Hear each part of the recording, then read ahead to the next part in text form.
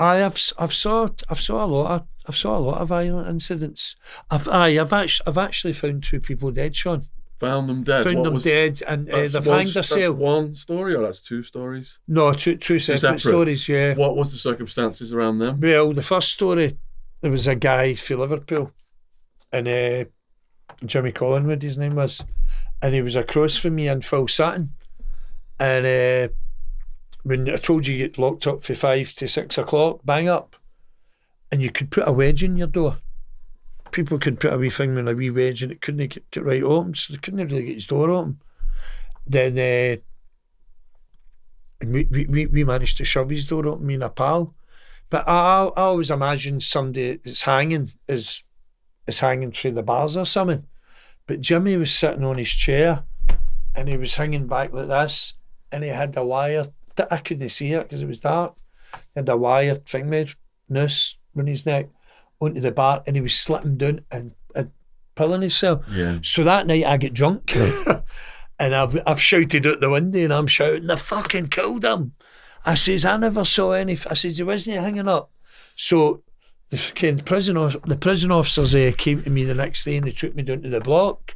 They says, "Listen, you're shouting he's been murdered. He's not been murdered." They says, "We know it sounds a bit strange. He was sitting on a chair." He says, "But he had a noose around him." And I says, "Well, I thought if you hung yourself, you were hanging for bars of that." And they issued letters and they put it through all the doors and all of that.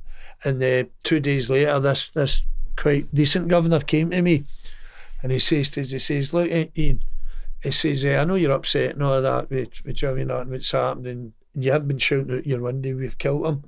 He says, "But we're going to put you back to your cell." And it was a Friday, and I was like, the boys are having a party night, a drink anyway. And I says, "Aye, okay then."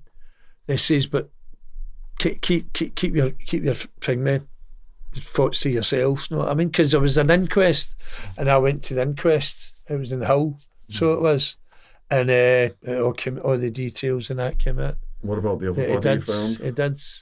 Oh, this was in another prison, and I never actually found it. This person, I was just round the corner, and there was another guy 30 odds, and people were like, "Oh, somebody's," and I went running, but I never went into the cell. But I knew the guy, you know what I mean? But I don't want to mention his name, and it was just tragic, so it was. And we hear that. Another suicide? Aye, that was another suicide. And I'd like to speak about, well, Jimmy Collingwood, I think a lot it was to do with smack, and which I didn't agree in, Shaun, and it would have kept the jails a lot quieter, not less trouble.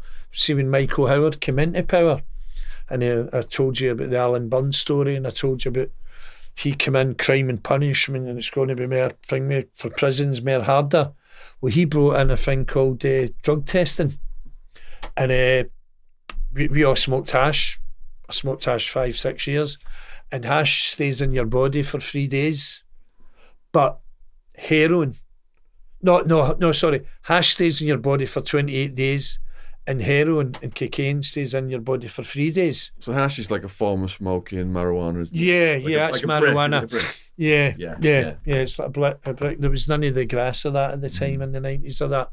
So so a lot of people, and a lot of well-respected people, and a lot of kind of gangster people started going on heroin. Switch to heroin. Because it was 3 days.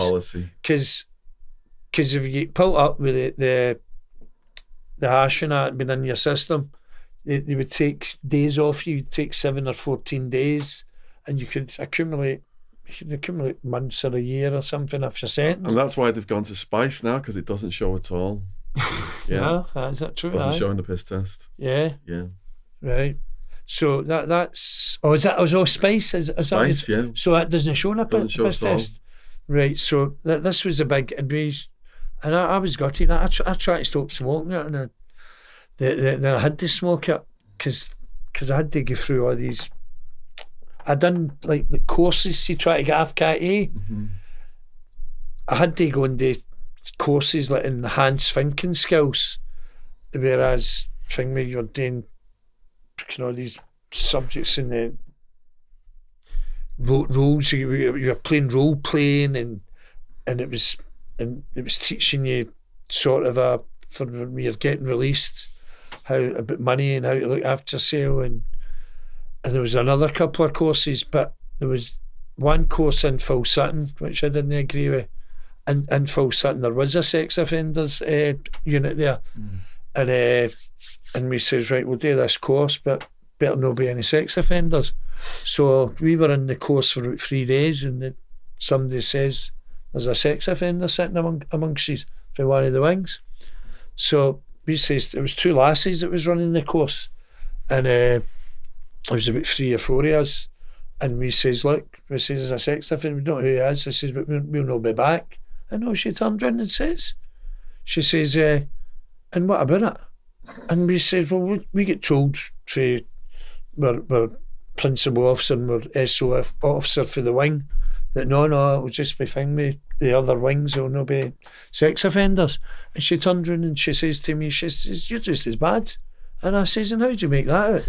She says, well, you've premeditated your crime, blah, blah, blah, blah, blah. And she was sticking up for them. She says, they've no planned that. And I thought, that's fucking disgusting. It was. And I says to this woman, I says, because there was a lot of bad people in, right? A lot of bad sex offenders. They're kidnapping childs and all that.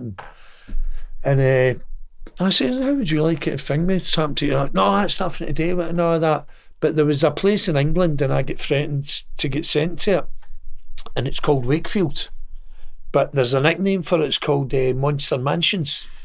And the place is full of... There's some things you couldn't even talk in this programme that they've done to kids.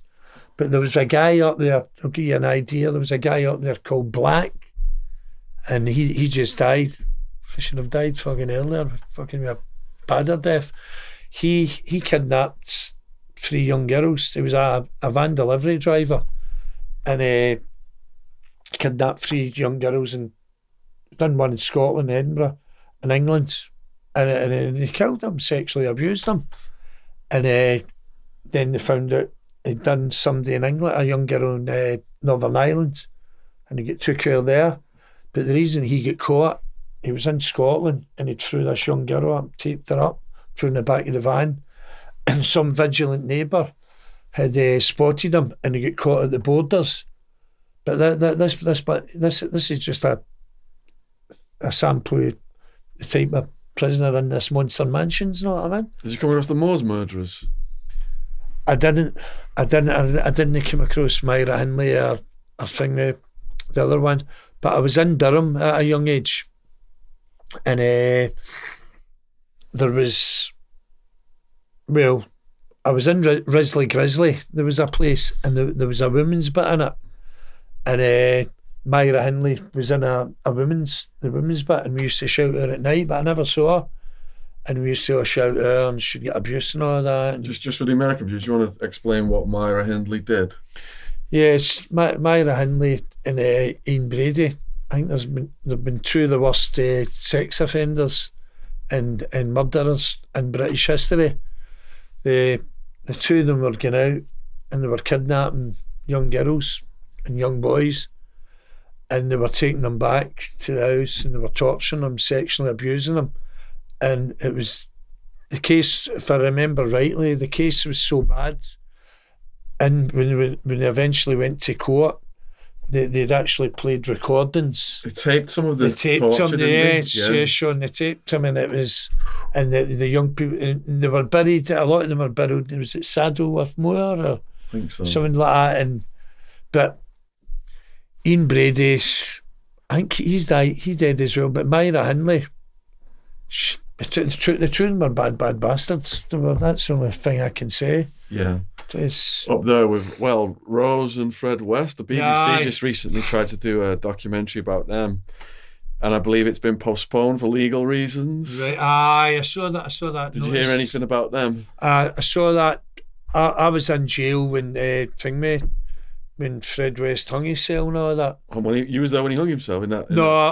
I was in England. Okay. And I think he done it on remand. He wasn't even 9 months into remand and he just hung himself. But that was in Cromwell Street, wasn't it? And Thingy. And they were the same. They two, Rose and Fred West, were going about in the car, and she would stop the car and she'd say to a lone female, "Do you want a lift?" And they'd take them back to the house, thinking there's a dungeon down there. Bus stops and I think they've done about 20 or 30 people. Well, they did their own daughter, didn't they? They would joke at the family meal. The kids would say, "Where's so and so?" And they joke that she's buried under there, and that's going to happen to you. Yeah, I know. If you say anything. Yeah, I know. No, it was bad. Really bad. No, there was a lot of bad people. There was a lot of bad. He was prostituting his wife out to the police. That's right. And one of the reasons they think he got away with it for so long was he was giving information to the police. He had a relationship with her and prostituting his wife out, and he was snitching out drug dealers. Oh, see the strange thing or not? Did you know he had an ice cream van in Scotland? Oh, did he? That's Fred West, and they're sending the DNA up there. Bloody hell. So there.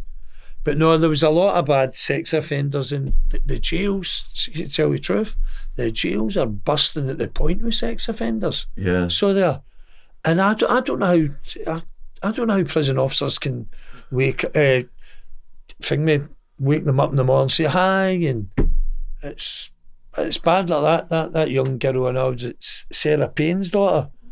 She went missing, and I think she brought a law, Sarah's Law or something. Yeah. And her husband, unfortunately, he died with drink and all that. And she was abducted as well. She was only 5 or something. And there's been a few bad ones in England. Yeah, that Lucy girl, that he's going to court now, isn't he? He was in his 20s. He was like a homeless tattoo artist or something. There's some cases in England where you couldn't even read about it. It's so horrific.